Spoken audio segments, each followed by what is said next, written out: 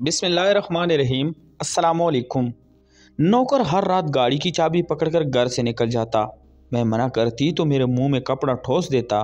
मेरी रूह तक घायल हो जाती, मगर किसी को कुछ बता ना पाती क्योंकि बहुत बड़ी मुसीबत में फंस चुकी थी। लेकिन एक रात मुझ पर कयामत टूट पड़ी जब उसने पूरी तरह मुझे दुपट्टे से बांधा और मेरे मुंह में। मैं नींद में था। अचानक ऐसा लगा कि जैसे मेरे क्वार्टर का दरवाज़ा किसी ने ज़ोर ज़ोर से बजाया है। मैं घबराता हुआ उठा, दरवाज़ा खोला तो देखा कि सामने मेरी मालकिन खड़ी हुई है। मैं परेशान हुआ कि आखिर इस वक्त ऐसा क्या हो गया कि इन्हें इस हालत में मेरे क्वार्टर पर आना पड़ा। अभी मैं कुछ पूछने लगा था कि मैडम मेरे हाथ में गाड़ी की चाबी देकर कहने लगी कि निम्मी पुत्र मेरी गाड़ी लेकर कहीं बाहर निकल गई है। मुझे इसकी बहुत फिक्र हो रही है। जल्दी से उसके पीछे जाओ और उसे सही सलामत घर वापस लेकर आओ, वरना मेरी जान निकल जाएगी। मैंने फौरन मालकिन के हाथ से चाबी ली और दूसरी गाड़ी लेकर बाहर निकल आया। मुझे बिल्कुल भी मालूम नहीं था कि वो लड़की गई किधर होगी। अंदाजे से ही मैं एक तरफ को गाड़ी भगाने लगा। मुझे इस वक्त उस मैडम साहिबा पर सख्त गुस्सा आ रहा था। ये दौरे तो उसको दिन के वक्त पड़ते रहते थे कि जब जी चाहा मुंह उठाया और गाड़ी लेकर निकल गई, लेकिन आज ये पहली बार था। यूं रात को भी उसने ये काम किया। अब भला मैं आधी रात को मालकिन की बेटी को कहाँ कहाँ तलाश करता, मगर मुझे हर हाल में उसे तलाश करके घर के लेके जाना था क्योंकि मैं मालकिन को परेशान नहीं देख सकता था। 2 घंटे की तलाश के बाद आखिर मुझे सड़क के किनारे मालकिन की लड़की नजर आ ही गई, मगर आगे का मंजर देखकर मैं साकित रह गया क्योंकि वो लड़कों के साथ बैठी हुई थी। वो तीनों रात की इस पैर सड़क पर एक दूसरे से हंस हंस कर बातें कर रहे थे। दुनिया जहां से बेखबर ऐसे बैठे थे जैसे ये यूरोप का कोई मुल्क हो। मगर अब तो इन लोगों ने इसे भी अमेरिका बनाने में कोई कसर नहीं छोड़ रखी थी। वो लड़के अपने हुलिये और चाल डाल से किसी शरीफ घर के नहीं लग रहे थे, जबकि मालकिन बहुत शरीफ घर की लड़की थी। उसे इन लड़कों के साथ देखकर मुझे बहुत हैरानी हुई और दुख भी। खैर, मैं जल्दी से आगे बढ़ा और मालकिन को साथ चलने के लिए कहा, मगर उसने मुझे इन तीनों के सामने थप्पड़ मार दिया और मुझ पर चिल्लाने लगी कि निमी, अपनी औकात में रहो। तुम होते कौन हो मुझ पर हुक्म चलाने वाले? तुम नौकर हो, तुम नौकर ही रहो। ये कर मेरा तो रंग ही उड़ गया। मैंने कभी सोचा भी नहीं था कि वो मेरे साथ ऐसा कुछ सलूक भी करेगी। आज से पहले भी कई बार ऐसा हुआ। वो यूं ही गाड़ी निकाल कर ले जाती थी और मैं मालकिन के कहने पर उसे ढूंढने निकल जाता था और घर भी ले आता था, और वो मेरी सब के सामने बेइज्जती भी कर देती थी। लेकिन आज तक उसने मुझे पर हाथ नहीं उठाया था। लेकिन अब यूं अपने दोस्तों के सामने मुझ पर ना सिर्फ वो चिल्लाने लगी बल्कि थप्पड़ भी दे मार दिया, और ये मेरी बर्दाश्त से बाहर था। मैंने उस नकचड़ी बददिमाग लड़की को हाथ पकड़ा और उसे ज़बरदस्ती कार में बैठा दिया। वो मज़ामत करने लगी तो मैंने उसी के दुपट्टे से उसके हाथ बांध दिए और अपने मफलर से उसके पाँव बांधकर उसके मुंह में गाड़ी साफ करने वाला कपड़ा ठोंस दिया। इस वक्त मैं शदीद गुस्से में था और मुझे समझ नहीं आ रहा था कि मैंने ये ठीक किया या नहीं। लेकिन मैं जब उसे लेकर घर गया तब मुझे अंदाज़ा हुआ कि मैंने अपने गुस्से में ये क्या कर दिया। अगर मालकिन ने अपनी बेटी को इस हालत में देखा तो मुझ पर गुस्सा करेगी। लेकिन अब क्या हो सकता था। जैसे ही मैं गाड़ी अंदर लेकर गया तो मालकिन को पहले से ही वहाँ पर इंतज़ार में खड़े पाया। वो बेचैनी की आलम में इधर उधर टहल रही थी। उन्होंने अपनी बेटी को जब इस हाल में देखा तो बजाय मुझ पर गुस्सा करने के वो एकदम से चुप रह गई। मुझे हैरत हुई कि मालकिन ने मुझे डांटा क्यों नहीं, कि मैंने उनकी लाडली बेटी का क्या हाल कर दिया। अपनी माँ के पास जाकर वो अपनी शिकायत करने लगी कि इस नौकर ने मेरे दोस्तों के सामने मेरी बेइज्जती की है। मैं आपसे कह रही हूँ इसको नौकरी से निकालें, ये सर पर चढ़ गया है। मालकिन की बेटी शोर मचाने लगी, मेरी जान पर बनाई। मालकिन ने मुझे कुछ नहीं कहा बल्कि उसे साथ लेकर अंदर चली गई। मैं भी गहरी सांस भरता हुआ अपने क्वार्टर में आकर दोबारा सोने के लिए लेट गया। लेकिन अब नींद कहानी थी। आधी रात तो गुजर चुकी थी। मैं इस घर में पिछले 3 सालों से मुलाजमत कर रहा था। मेरा काम घर का सौदा सलफ लाना था, मगर फिर आहिस्ता आहिस्ता इस घर की सारी जिम्मेदारियां मालकिन ने मुझे सौंप दी। मालकिन के शोहर तो बाहर होते थे और ख़ुद वो सारा दिन घर से बाहर होती थी। कभी उनको बिजनेस के सिलसिले में घर से बाहर रहना पड़ता था तो कभी पार्टीज वगैरह के मसरूफियात। इन बड़े लोगों के चौंचले तो मैं कभी समझ ही नहीं पाया था। घर पर जो शख्सियत हर वक्त मौजूद पाई जाती थी वो थी मालकिन की बेटी महवेश, जिसे सब मुलाजिम मालकिन कहा करते थे। शुरू में मैं जब यहाँ आया था तो मेरा इससे आमना सामना बहुत कम ही होता था کیونکہ تب وہ اپنی پڑھائی کے سلسلے میں مصروف رہتی تھی، لیکن گزشتہ 1 سال سے وہ گھر پر ہی تھی کیونکہ اس کی پڑھائی بھی ختم ہو چکی تھی۔ جب سے وہ گھر پر تھی میں نے اس کے حوالے سے عجیب سی باتیں سنی۔ گھر کی ملازمہ جنتو ایک دن مجھ سے کہنے لگی کہ تمہیں پتہ ہے میوش باجی کو غشی کے دورے پڑتے ہیں۔ میں تو یہ سن کر بہت حیران ہو گیا تھا۔ بعد میں کئی بار میں نے اپنی آنکھوں سے بھی دیکھا تھا، واقعی اس کو دورے پڑتے تھے، لیکن جب بھی ایسا ہوتا تو ایک بات بہت ہی حیران کن ہوتی کہ وہ گاڑی لے کر نکل جاتی اور مالک مجھے اس کے پیچھے بھیجتی کہ جاؤ اسے لے کر آؤ، کیونکہ اس حالت میں وہ جا کر لڑکوں سے دوستیاں کرتی ہے، ان کے ساتھ بیٹھ کر آئس کا نشہ کرتی ہے اور انہی کے ساتھ وقت گزارتی تھی۔ اور یہ بات تو بہت ہی غلط تھی۔ اپنی بیٹی کو حالت کے پیش نظر مالکن نے بھی اپنی ساری مصروفیات ترک کر دی اور گھر میں ہی رہنا شروع کر دیا، لیکن مالکن کی حالت دن بدن خراب ہوتی جا رہی تھی۔ مالکن کو دمہ کی تکلیف تھی جو دن بدن بڑھتی جا رہی تھی، لیکن مالکن کی لڑکی کو ذرا بھی اس کی پرواہ نہ تھی۔ کبھی کبھی تو مجھے لگتا تھا کہ وہ ڈھونگ کر رہی ہے، لڑکوں سے دوستی کرنے کا یہ اس نے اچھا بہانہ نکالا تھا۔ ابھی میں اس کے بارے میں سوچ ہی رہا تھا کہ میرے موبائل پر میسج کی بیل ہوئی۔ دیکھا تو مریم کا میسج تھا، جس نے مجھے کل ملنے کے لیے بلایا تھا تاکہ ہمارے ماں باپ آپس میں شادی کی بات چیت طے کر لیں۔ مریم سے میری بات چیت کچھ مہینے پہلے فون کے ذریعے ہی شروع ہوئی تھی اور میں نے ابھی تک اسے نہیں دیکھا تھا اور نہ ہی اس نے مجھے، لیکن یہ جان کر کہ کل ہم دونوں ملیں گے میں بہت خوش ہو گیا تھا۔ اگلے دن ابھی میں گھر سے نکلنے ہی لگا تھا کہ مالکن نے مجھے اپنے پاس بلا لیا۔ وہ مجھے کچھ گہری سوچ میں ڈوبی ہوئی دکھائی دی، اس کے چہرے پر خوف کے آثار نمایاں تھے۔ مجھے کہنے لگی کہ ڈاکٹر نے میوش کی شادی کا کہا ہے، لیکن اس کی ذہنی حالت ایسی ہے کہ اس سے کوئی بھی شادی نہیں کرے گا۔ میں تمہارے آگے ہاتھ جوڑتی ہوں کہ تم اس سے شادی کر لو، تم جتنا پیسہ کہو گے میں تمہیں دوں گی۔ میں جانتی ہوں کہ تمہاری ابھی 5 بہنیں کنواری ہے، تم ان کے جہیز کے لیے بہت پریشان ہو، میں تمہیں سب بہنوں کی شادی کروا دوں گی، تمہارے سارے مسئلے حل ہو جائیں گے، صرف تم میری بیٹی سے شادی کرنے کے لیے ہاں کہہ دو۔ میں تو یہ بات سن کر جیسے سناٹے میں ہی آ گیا۔ مجھے تو آج مریم سے ملنے جانا تھا جس سے میں بہت پیار کرتا تھا اور اس سے شادی کی بات ہونے والی تھی، اور یہاں پر تو الگ ہی سننے کو مل رہا تھا۔ میں سوچ میں پڑ گیا، ایک طرف میری محبت تھی اور دوسری طرف میری معاشی ذمہ داریاں۔ مالکن کے جوڑے ہاتھوں کو میں نے نیچے کر دیا اور کہا کہ جیسا کہیں گی میں ویسا کرنے کے لیے تیار ہوں۔ اپنے خاندان کی خاطر میں اپنی محبت کی قربانی دینے کے لیے تیار تھا، لیکن میں حیران تھا کہ ایسی کون سی مجبوری بن گئی جو مالکن اتنا بڑا قدم اٹھانے جا رہی تھی۔ آخر اتنی جلدی میں وہ کیوں میری شادی اپنی بیٹی سے کرانے لگی تھی؟ مجھے نہیں معلوم تھا کہ مالکن نے اپنی بیٹی کو کیا کہہ کر راضی کیا ہے، مگر اسی شام سادگی کے ساتھ ہم دونوں کی شادی کر دی گئی۔ میں نے مالکن کو کہہ دیا تھا کہ جب میں اپنے ماں باپ کو ہماری شادی کے بارے میں بتا دوں گا تو تب رخصتی کر لیں گے، اور انہیں بھی کوئی اعتراض نہیں ہوا تھا۔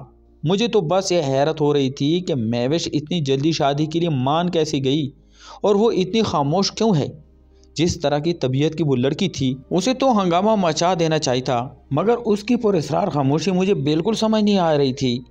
میری اتنی ہمت نہیں ہو رہی تھی کہ میں مریم کو فون کر کے یہاں کا میسج کر کے سب کچھ سچ بتا دوں۔ میں نہیں چاہتا تھا کہ وہ مجھے دھوکے باز سمجھے۔ اچانک میرے ذہن میں خیال آیا کہ ہو سکتا ہے یہ شادی میوش ہی کچھ دنوں کے بعد چھوڑ دے، تو مجھے کسی کو بھی بتانے کی ضرورت ہی کیا ہے؟ ایسے میں جب مریم نے مجھے ملنے کے لیے بلایا تو میں منع نہیں کر پایا اور اس سے ملنے ایک پارک میں چلا گیا۔ میں بہت اشتیاق میں تھا کہ مریم کا چہرہ دیکھوں گا وہ کیسی دکھتی ہے، مگر اس نے تو چہرے پر نقاب اوڑھ رکھا تھا۔ کہنے لگی کہ جب تک ہماری شادی نہیں ہو جاتی میں تمہیں اپنا چہرہ نہیں دکھا سکتی۔ اس کے بقول اس کے گھر والے تو راضی تھے، بس اب مجھے ہی اپنے گھر والوں کو لے کر جانا تھا۔ میں نے اس سے تھوڑا وقت مانگا اور گھر واپس آ گیا۔ اگلے دن صبح ہی مالکن کہنے لگی کہ میوش کو پھر غشی کا دورہ پڑ رہا ہے، جلدی سے اس کے کمرے میں جاؤ اور اسے سنبھالو۔ مجھے بہت غصہ آیا اور میں جلدی سے اس کے کمرے میں گیا۔ جاتی میں نے پھر سے اس کے ہاتھ پاؤں باندھے اور اس کے منہ میں کپڑا ٹھونس کر اسے بیڈ پر دھکیل دیا۔ مجھے یہ سمجھ نہیں آتی تھی کہ آخر لڑکی ہے کیا چیز، اسے یہ بار بار دورے پڑتے کیوں ہے؟ خیر اسے کھولا اور دوا وغیرہ دے کر سلا دیا۔ میں اسے چھوڑ کر میں دوبارہ اپنے کوارٹر میں آ گیا۔ تبھی میرے موبائل پر ایک انجان نمبر سے کچھ تصویریں موصول ہوئی۔ یہ میری تصویریں تھی جو میں پارک میں مریم کے ساتھ بیٹھا ہوا تھا۔ کسی نے وہ تصویریں کھینچ لی تھی اور مجھے اب واٹس ایپ پر بھیج کر بلیک میل کرنے لگا۔ کہ اگر میں نے اس کو پیسے نہیں بھیجے تو وہ یہ تصویریں میری مالکن کو دکھا دے گا اور وہ جان جائے گی کہ میں ان کی بیٹی کو دھوکہ دے رہا ہوں۔ میں ایک دم سے گھبرا گیا۔ ابھی تھوڑی ہی دنوں پہلے ہی تو مالکن نے میری 3 بہنوں کی شادی کے لیے مجھے کافی سارے پیسے دیے تھے، جن میں سے بہنوں کی شادی کے بعد کچھ پیسے بچ بھی گئے تھے۔ میں نے فوراً جتنے پیسے اس نے مانگے اسے دے دیے۔ مجھے سوچ سوچ کر پسینے آنے لگے کہ یہ کون شخص ہے جو میرے بارے میں اتنا بڑا راز جان گیا ہے۔ میں نے تو مریم کا راز بھی ابھی تک کسی کو بھی نہیں بتایا تھا۔ وہی تو تھا جو میری جاسوسی پر لگا ہوا تھا۔ مجھے یہ شک ہوا کہ کہیں گھر کے ملازموں میں سے ہی کوئی نہ ہو۔ یقیناً وہ مجھ سے جلتے ہوں گے کیونکہ اب میری حیثیت اس گھر کی داماد کی ہو گئی تھی، تو اسی لیے مجھ سے جلن نکالنے کی خاطر کوئی یہ کام نہ کر رہا ہو۔ اگلے چند دن میں نے بڑی محتاط سے ہو کر گزارے، ہر ایک پر نظر رکھتا رہا، لیکن مجھے کسی پر بھی شک نہیں ہوا۔ چند دن بعد پھر سے مریم سے ملنے کے لیے جانا ہوا۔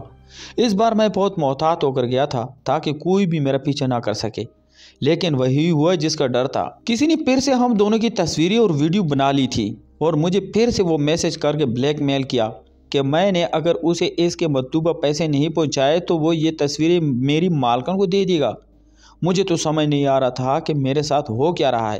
اگرچہ میری نیت اپنی مالکن کو دھوکہ دینے کی نہیں تھی، لیکن میں صرف اس وجہ سے مریم سے بھی رابطہ نہیں توڑ رہا تھا کیونکہ مجھے مالکن کی بیٹی کا بھی معلوم تھا کہ وہ یہ شادی رکھے گی ہی نہیں، تو ایسا نہ ہوتا کہ میں مریم سے بھی ہاتھ دھو بیٹھتا۔ میں نے اس بار صاف انکار کر دیا، لیکن اس شام مالکن نے مجھے بلا لیا۔ میں بہت ڈر گیا کہ خدا جانے کیا بات ہو گئی ہے، لیکن وہ میری تعریف کرنے لگی اور میرا شکریہ ادا کرتے ہوئے کہنے لگی کہ میری بیٹی ٹھیک ہو رہی ہے اور یہ صرف تمہاری وجہ سے ہی ہوا ہے۔ جانتے ہو اس کی یہ حالت کیوں ہوئی؟ کیونکہ وہ بچپن سے ہی پیار کی بھوکی رہی ہے۔ میرا سارا وقت تو گھر سے باہر ہی گزرتا تھا اور اس کا کوئی بھی ساتھی نہیں تھا، اس لیے وہ چڑچڑی اور نفسیاتی ہو گئی تھی اور اسی حالت میں ایسی حرکتیں کرتی رہی جس سے میں پریشان ہوتی، کیونکہ وہ اپنی حالت کا قصوروار مجھے سمجھتی تھی۔ اس رات جیسے تم نے اسے کنٹرول کیا، میں سمجھ گئی تھی کہ صرف تم ہی اسے ہینڈل کر سکتے ہو، اس لیے میں نے تم دونوں کی شادی کروائی۔ اب شکر ہے کہ سب کچھ صحیح ہو رہا ہے، پھر بھی میں چاہتی ہوں کہ یہ رشتہ تم دونوں کی مرضی سے ہی آگے بڑھے۔ مالکہ نے اسی وقت اپنی بیٹی کو بھی بلایا اور اس سے پوچھا کہ اگر تم چاہتی ہو کہ تم اپنی زندگی میں اسی کے ساتھ گزارو تو بھی مجھے بتا دو، اگر نہیں تو میں تم پر زبردستی نہیں کروں گی۔ میں نے بے اختیار سکون کا سانس لیا کیونکہ میں جانتا تھا کہ وہ کبھی بھی میرے ساتھ نہیں رہے گی، لیکن مجھے حیرت کا شدید جھٹکا لگا جب اس نے کہا کہ مجھے کوئی اعتراض نہیں۔ وہ چاہ کیا رہی تھی؟ کہیں وہ اس بار مجھے تو پاگل بنانے کی کوشش نہیں کر رہی تھی؟ وہ نفسیاتی ہو گئی تھی تو کیا پتہ ابھی بھی وہ نفسیاتی ہی ہو، مکمل طور پر ٹھیک نہ ہوئی ہو۔ جب بھی تو میرے ساتھ رہنے کی بات کر رہی تھی، ورنہ تو وہ مجھے پسند ہی نہیں کرتی تھی۔ مگر اسی رات مالکن نے مجھے اپنے کمرے میں بلایا اور کہا میری بیٹی کا غلط لڑکوں کے ساتھ اٹھنا بیٹھنا تھا، اس لیے انجانے میں اس سے ایک غلطی ہو گئی، مگر اب وہ اس غلطی کی وجہ سے پچھتا رہی تھی، اس لیے وہ تم جیسے شریف لڑکے کے ساتھ شادی کر کے عزت اور سکون والی زندگی گزارنا چاہتی ہے۔ تم مجھ سے جتنا بھی پیسہ مانگو گے میں تمہیں زندگی بھر دیتی رہوں گی، لیکن پلیز تم شادی کے بعد میری بیٹی کو اس غلطی کا طعنہ مت دینا۔ مالکن کی بات سن کر میرے ہوش اڑ گئے، کیونکہ وہ جیسے غلطی کا کہہ رہی تھی وہ بہت بڑا گناہ تھا، جیسے وہ میرے سر پر ڈالنا چاہ رہی تھی۔ اب مجھے سمجھ آ رہا تھا کہ مالکن نے آخر اتنا پیسہ مجھے کیوں دیا تھا اور کیوں وہ اپنی بیٹی کی شادی اتنی ایمرجنسی میں مجھ سے کرا رہی تھی۔ مگر میں مالکن سے بہت سارا پیسہ لے چکا تھا، میری زبان اور ہاتھ پاؤں بندھے ہوئے تھے، اس لیے میں چپ چاپ بیٹھا رہا۔ مالکن نے مجھے سمجھایا کہ مجھے اس بات پر بھی کوئی اعتراض نہیں ہے، اس لیے وہ اپنے کمرے میں چلی گئی، جبکہ میں وہاں سے اٹھ کر مالکن کی بیٹی کے پاس آ گیا تاکہ اسے کچھ پوچھ سکوں، آخر اس نے انجانے میں اتنی بڑی غلطی کیسے کر دی تھی۔ میں نے اس سے یوں ہی پوچھنے کے لیے اس کے کمرے میں گیا تو وہ کمرے میں موجود نہیں تھی، شاید وہ واش روم میں تھی۔ میں نے وقت گزاری کی خاطر ادھر ادھر دیکھنا شروع کر دیا اور اچانک ہی میں چونک گیا کیونکہ مجھے ایک طرف برقع ٹنگا نظر آیا۔ میں شدید حیران ہو کر آگے بڑھا کہ برقعے کا یہاں پر کیا کام؟ مہوش تو ایک ماڈرن لڑکی ہے، بھلا وہ کیوں برقع پہنے گی؟ خیر میں نے اتنا زیادہ غور نہیں کیا اور وہیں پر کھڑے کھڑے مریم کو میسج کیا کہ مجھے تم سے بہت ضروری بات کرنی ہے۔ میں چاہتا تھا کہ اس بار اسے ملوں تو سب کچھ سچ سچ بتا دوں، لیکن میرے سر پر تو قیامت ہی ٹوٹ پڑی جب بیل کی آواز کمرے میں مہوش کے فون سے آئی۔ چونک گیا اور اپنے فون سے بے اختیار مہوش کا نمبر ڈائل کیا تو میرے خدشات کی بدترین تصدیق ہو گئی क्योंकि महविश का फ़ोन रिंग हो रहा था। मेरे तो होश व हवास ही उड़ गए। ये राज जानकर कि महविश ही मरियम बनकर अब तक मुझसे बात करती रही है। बेल की आवाज़ सुनकर वो जल्दी से वॉशरूम से बाहर आई। मुझे देखकर वो हैरान हुई, लेकिन उसने अपने फ़ोन को पकड़ना ज़रूरी समझा, और जब उसकी नज़र मेरे नंबर और मेरे हाथ में मोबाइल पर पड़ी तो वो सब जान गई। मुझे अभी भी यकीन नहीं हो रहा था। मैं उसके मुंह से सुनना चाहता था। मैंने कहा, ये सब क्या है? क्या तुम ही मरियम बनकर मुझसे आज तक बात करती रही हो? तो वो शर्मिंदा होकर कहने लगी, हाँ मैं ही मरियम हूँ। मैं तुम्हें सब कुछ बताती हूँ। बचपन से ही मैं माँ बाप के प्यार को तरसी रही थी। मेरे पास इनके लिए वक्त ही नहीं था, और इस चीज़ ने मुझ में बहुत सारी एहसास महरूमी पैदा कर दी। मैं अपनी एक अलग दुनिया बसा कर रहने लगी। ख्यालों में मेरी एक प्यार करने वाली फैमिली होती, जहाँ पर हर कोई मेरा ख्याल करता। जब तक मैं स्कूल और कॉलेज में रहती मेरा ध्यान हटा रहता था, लेकिन जब से तालीम मुकम्मल हुई तो वो घर पर रह कर मैं बहुत नफसियाती हो गई थी। फिर यूं ही एक दिन अचानक मम्मा ने किसी काम के सिलसिले में तुम्हारा नंबर दिया, तो मेरे जहन में शरारत आई और मैंने तुम्हें मरियम बनकर मैसेज किया। फिर आहिस्ता आहिस्ता हमारी बात होने लगी। मुझे आवाज़ बदलने में महारत हासिल है, इसलिए जब भी तुमसे कॉल पर बात करती तो तुम पहचान ही नहीं पाते थे कि मैं मरियम नहीं महविश हूँ। शुरू में तो मेरा मकसद तुम्हें तंग करना था, मगर जब मैं तुम्हें मरियम के लिए फ़िक्र देखती और इसके लिए प्यार भरे जुमले सुनती तो मैं रफ्ता रफ्ता इसकी आदी होती चली गई। फिर मुझे दौरे पड़ते कि कोई लड़का महविश से इतना प्यार क्यों नहीं करता, और लोगों का प्यार हासिल करने के लिए लड़कों से दोस्ती करने लगी। अपना गम बुलाने के लिए नशे का सहारा लेने लगी, और फिर पता ही नहीं चला एक दिन कब मैंने अनजाने में एक बड़ी गलती कर दी। मैं खुद अपनी कैफियत को समझ नहीं पा रही थी। जब होश आया तो मुझ पर बहुत बड़ी क़यामत गुजर चुकी थी। टेंशन के मारे मुझे सारी रात नींद नहीं आती थी, क्योंकि मेरी माँ का ख़ानदान में एक वक़ार था। मेरे बाप की लोग बहुत इज़्ज़त करते थे, लेकिन अब मेरी वजह से सब कुछ ख़त्म होने जा रहा था। इससे पहले कि बात और बिगड़ जाती और मामला मेरे हाथ से निकल जाता, मुझे मजबूर होकर अपनी अम्मी को सब कुछ बताना पड़ा। मैं जानती थी कि इन पर भी आफत टूट पड़ेगी, और फिर जब अम्मी ने तुमसे शादी के लिए कहा तो मैं चाहने के बावजूद भी इनकार नहीं कर पाई। हालांकि मैं इनकार करना चाहती थी। इस दिन पार्क में जब तुम मुझसे मिलने आए तो मैंने ही अपने दोस्त को हमारी तस्वीरें खींचने के लिए कहा था। फिर मैंने ही तुम्हें मैसेज करके रकम के लिए तंग किया। मैं तुम्हें परेशान देखना चाहती थी। मैं चाहती थी कि तुम मुझसे शादी मत करो, क्योंकि मैं तुम जैसे बाकिरदार मर्द के काबिल नहीं थी। मुझे लगा ऐसा करके मैं खुश होगी, मगर मैं भी अंदर से खुश नहीं थी। तुम्हारे चेहरे पर पीली परेशानी मेरे दिल को भी काट रही थी। मुझे अब एहसास हो रहा था कि मरियम बनकर मैं जो दिल लगी कर रही थी वो हकीकत में बदल गई है। मुझे तुम अच्छे लगने लगे हो, बल्कि शायद मुझे तुमसे मोहब्बत हो गई है। ये सब सच सुनकर पहले तो मुझे बहुत गुस्सा आया, लेकिन ये जान कर के मेरी बीवी ही मेरी मोहब्बत है, मुझे थोड़ा सुकून भी मिला कि शुक्र है मैंने किसी को धोखा नहीं दिया। महविश ने मुझसे माफ़ी मांगी तो मैंने उसकी गलती बुला दी। आंखों देखी मक्खी निगलना आसान काम नहीं था, लेकिन मैंने अपने दिल पर पत्थर रख लिया, क्योंकि एक तो मेरा माली मफाद था, दूसरा महविश अब बदल चुकी थी। इसने दिल से तौबा कर ली थी और रब के हजूर माफ़ी भी मांग ली थी। तौबा करने वाले को अल्लाह भी माफ़ कर देता है, और फिर मैंने भी उसे माफ़ कर दिया। उसने मुझसे वादा लिया कि अब हम पुरानी बातों को भूलकर एक नई ज़िंदगी को अच्छे तरीके से आगाज़ करेंगे। मैंने हामी भर ली। अब ज़िंदगी में खुशियाँ खुशियाँ थी। तो प्यारे दोस्तों, मैं उम्मीद करता हूँ आपको आज की कहानी पसंद आई होगी। अगर आपको हमारी कहानियाँ पसंद है तो हमारे चैनल को लाइक और सब्सक्राइब करें। शुक्रिया।